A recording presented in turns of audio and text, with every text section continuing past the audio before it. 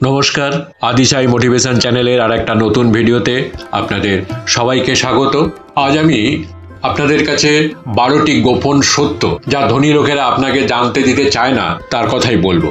চলুন শুরু করা যাক আজকের ভিডিও।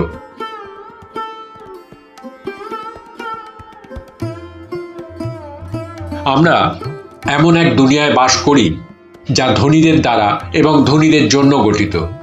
আপনি যে মিডিয়া দেখেন, যে পরামর্শ শোনেন, সব কিছুই সুচিন্তিতভাবে সাজানো হয় আপনাকে কর্মজীবনের দৌড়ে ফাঁসিয়ে রাখার জন্য, যাতে তারা আরও ওপরে উঠতে পারে। কিন্তু এবার পর্দা সরানোর সময় এসেছে এবং সেই সত্যগুলো জানার সময় এসেছে যা ধনী ব্যক্তিরা আপনাকে জানতে দিতে চায় না। প্রস্তুত থাকুন, কারণ এই তথ্যগুলো আপনার বিশ্বাসের অনেক ভ্রান্তি ভেঙে দিতে পারে। এক, কঠোর পরিশ্রম আপনাকে ধনী করবে না। হ্যাঁ, তারা আপনাকে কঠোর পরিশ্রম করতে বলে, কিন্তু সত্যটা জানে যে ধনী হওয়ার মূল চাবিকাঠি শ্রম নয়, লেভারেজ। মানে যখন আপনি অতিরিক্ত সময় কাজ করে আপনার শক্তি খরচ করছেন, তারা অন্যের সময়, অর্থ এবং দক্ষতাকে ব্যবহার করে বিশাল সাম্রাজ্য গড়ে তুলছে। দুই, তারা চায় যে আপনি বিশ্বাস করুন যে টাকা খারাপ জিনিস। আপনি যদি মনে করেন যে টাকা লোভ এবং দুর্নীতির প্রতীক, তাহলে আপনি কখনো এটি অর্জনের জন্য আত্মবিশ্বাসী হবেন না। অথচ ধনীরা জানে যে অর্থ কেবল একটি হাতিয়ার, যা সঠিকভাবে ব্যবহার করলে প্রভাব বিস্তারের শক্তিশালী মাধ্যম হতে পারে। তিন, সঞ্চয় আপনাকে ধনী করবে না। তারা বলে যে সঞ্চয় করুন এবং মিউচুয়াল ফান্ডে বিনিয়োগ করুন, কিন্তু নিজেরা তা করে না। তারা বিনিয়োগ করে বড় ঝুঁকি ও বড় লাভের সুযোগে, start up, real estate, stock market এবং ব্যবসায়, যা তাদের সম্পদকে বহু গুণে বাড়িয়ে দেয়। চার, শিক্ষা ব্যবস্থা আসলে একটি ফান্ড। শিক্ষা ব্যবস্থার মূল উদ্দেশ্য হলো আপনাকে আজ্ঞাবহ কর্মচারী বানানো, উদ্যোক্তা বা ঝুঁকি গ্রহণকারী নয়। আপনাকে শেখানো হয় কিভাবে অর্থের জন্য কাজ করতে হয়, কিন্তু ধনী ব্যক্তিরা শেখে কিভাবে অর্থকে তাদের জন্য কাজ করানো যায়। পাঁচ, কর ব্যবস্থা ধনীদের জন্য সুবিধাজনকভাবে তৈরি। তারা জানে যে কর কমানোর উপায়, আইনি ফাঁকফোকর এবং বিভিন্ন কর সুবিধা, কিন্তু সাধারণ মানুষ তাদের আয়ের বড় একটি অংশ কর হিসেবে পরিশোধ করতে বাধ্য হয়। ধনীরা বেতনভোগী নয়, তারা সম্পদের মালিক, আর সম্পদের ওপর করের হার ভিন্ন।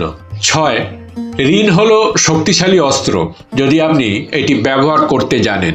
তারা চায় যে আপনি ঋণকে ভয় পান, কিন্তু ধনীরা ঋণকে ব্যবহার করে আরও বেশি সম্পদ অর্জন করতে। তারা অন্যের অর্থ দিয়ে বিনিয়োগ করে, এমন সম্পদ কেনে যা তাদের জন্য নিয়মিত আয় সৃষ্টি করে এবং সেই আয় দিয়েই ঋণ শোধ হয়ে যায়। সাত, আপনার ভোগবাদ তাদের বিলাসী জীবনযাত্রার মূল কারণ। প্রতিবার যখন আপনি নতুন মোবাইল, ফ্যাশনেবল পোশাক বা দামি কফি কিনছেন, তখন আসলে আপনি তাদের পকেটেই অর্থ ঢালছেন। অন্যদিকে তারা তাদের অর্থ ব্যয় করে এমন সম্পদে যা সময়ের সঙ্গে আরও মূল্যবান হয়। পরিচিতি প্রতিভার চেয়েও বেশি গুরুত্বপূর্ণ। তারা চায় না যে আপনি জানেন যে সঠিক মানুষের সংস্পর্শ আপনার জন্য অমূল্য সুযোগ তৈরি করতে পারে। তারা নিজেদের জন্য একটি এলিট নেটওয়ার্ক গড়ে তোলে, যা তাদের ধনী থাকার সুযোগ নিশ্চিত করে এবং বাইরের লোকদের প্রবেশের পথ বন্ধ রাখে। নয়, সময় হলো তাদের সবচেয়ে মূল্যবান সম্পদ। তারা সময় নষ্ট করে না। তারা এমন কাজ করে না যা অন্যরা করতে পারে। তারা মানুষ নিয়োগ করে তাদের জন্য কাজ করাতে, যাতে তারা সম্পদ গঠনের ওপর ফোকাস করতে পারে। 10, শেয়ার বাজার তাদের সুবিধার জন্য নিয়ন্ত্রিত। আপনার শেয়ার বাজারের বিনিয়োগ থেকে নিয়মিত মুনাফার আশা থাকলেও তারা ইনসাইডার তথ্য, স্বয়ংক্রিয় ট্রেডিং প্রযুক্তি এবং বিশাল মূলধন ব্যবহার করে বাজারকে নিজেদের স্বার্থে নিয়ন্ত্রণ করে। 11, ব্যর্থতা তাদের সবচেয়ে বড় শিক্ষা। তারা ব্যর্থতাকে ভয় পায় না, বরং প্রতিটি ব্যর্থতাকে শিক্ষার সুযোগ হিসেবে দেখে। কিন্তু আপনাকে শেখানো হয় নিরাপদ খেলা খেলতে, ঝুঁকি না নিতে। ধনীরা জানে বড় পুরস্কারের জন্য বড় ঝুঁকি নেওয়া অবশ্যই প্রয়োজন। 12, তারা চায় আপনি অজ্ঞ থাকুন।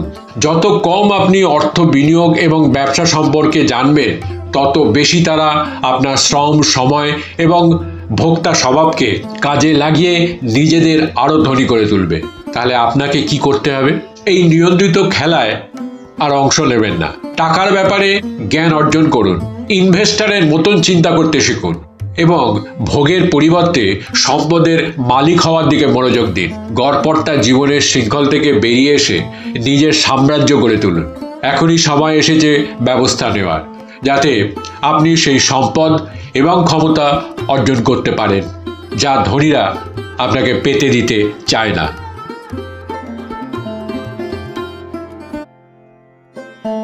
অভাব এক ভয়ঙ্কর বাস্তবতা যা মানুষকে অদৃশ্য করে দেয়। অভাব শুধু টাকার ঘাটতি নয়, অভাব মানে সমাজের চোখে মূল্যহীন হয়ে যাওয়া। একজন পুরুষ যখন বেকার থাকে, তার কাছে শুধু অর্থের অভাব থাকে না, সম্মান, মর্যাদা, ভালোবাসা সবকিছুই ধীরে ধীরে হারিয়ে যায়।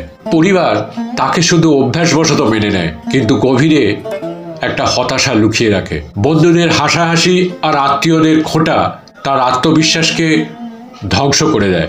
সম্পর্কগুলো একে একে দূরে সরে যায়, কারণ সমাজ বলে বেকারের কোনো অনুভূতি থাকতে নেই। একটা বেকার ছেলের দিন কেমন হয়? সে প্রতিদিন ঘুম থেকে উঠে ভাবে আরেকটা দিন গেল, কিন্তু কিছুই বদলালো না।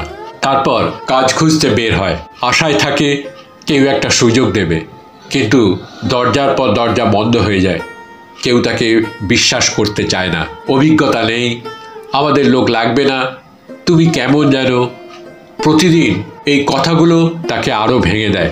তারপর একসময় সে নিজেকেই ঘৃণা করতে শুরু করে, স্বপ্ন দেখা ছেড়ে দেয়, কারণ স্বপ্ন দেখা নাকি শুধু টাকাওয়ালা মানুষের জন্যে। সমাজ শুধু সফলদের গল্প মনে রাখে, কিন্তু যারা প্রতিদিন এই যুদ্ধে হেরে যায় তারা কোথায়?